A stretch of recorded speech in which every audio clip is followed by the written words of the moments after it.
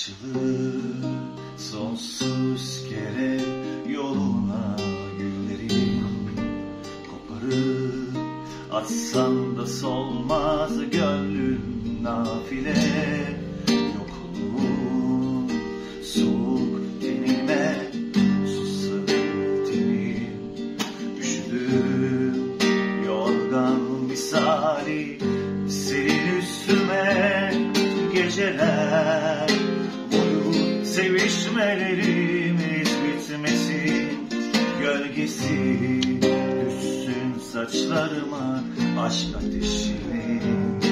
Sakınır sakla güneşim ol, al ısıt beni, yüzünü sıcak kokusu kalsın ellerimde.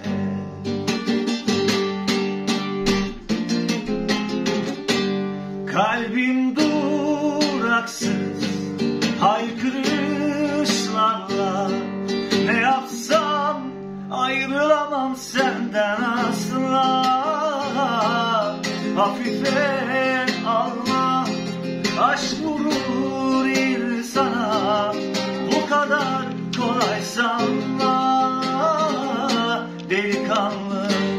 Kalbim duraksız haykırışlarla, ne yapsam ayrılamam senden asla.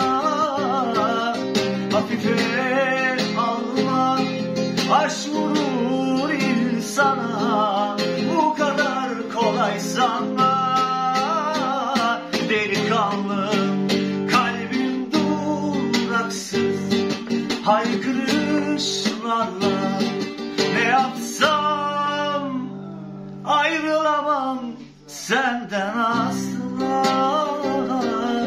Hafife alma, aşk vurur insana, bu kadar kolay sanma delikanlı.